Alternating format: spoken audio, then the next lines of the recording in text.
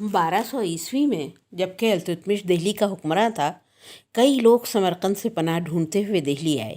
انہی میں سے ایک سیف الدین محمود بھی تھے۔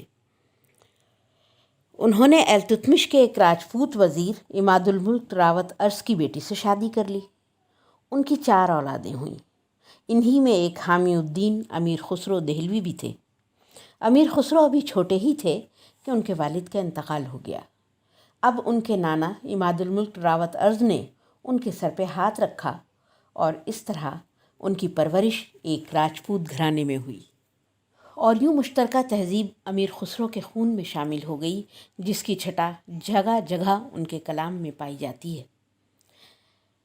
نظام الدین اولیاء کی صحبت نے اس رنگ کو اور گہرا کر دیا، اور صوفیانہ رنگ ان کے مزاج پہ یوں حاوی ہوا کہ سارے تضادات ختم ہو گئے، اور امیر خسرو کہہ اٹھے: سنسار ہر کو پوجے، کل کو جگت سراہے، مکے میں کوئی ڈھونڈے، کاشی میں کوئی جائے۔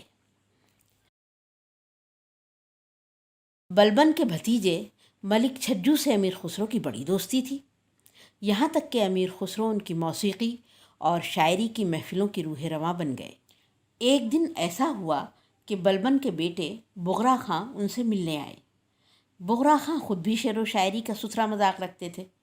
ملک چھجو نے ایک شاعر کی حیثیت سے اپنے دوست کا تعارف ان سے کرایا۔ انہوں نے کچھ سنانے کی فرمائش کی۔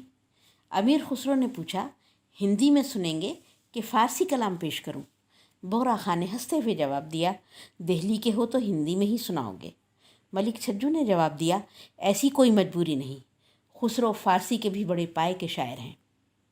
امیر خسرو نے اپنے کلام میں ہندی آہنگ کے ساتھ فارسی کی نغمگی کو یوں سمویا کہ نہ صرف بغرا خاں جھوم اٹھے بلکہ آج بھی دنیا اشش کرتی ہے۔